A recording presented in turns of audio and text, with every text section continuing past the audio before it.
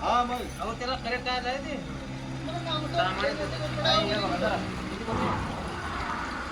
मला एवढी मोठी झाली की मी काय म्हणलो मामा आहे का घरपड म्हणलो का नाही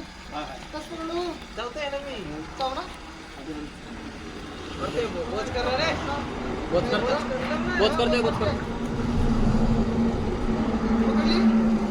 कसं पकडलं भाऊ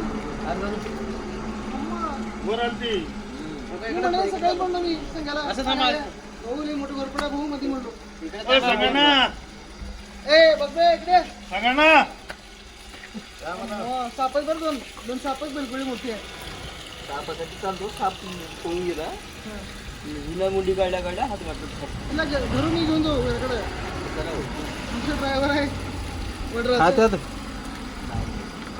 त्याने तिथून हैराण होऊन आला तर बरोबर त्याने तिथून हैराण होऊन आला बरोबर आहे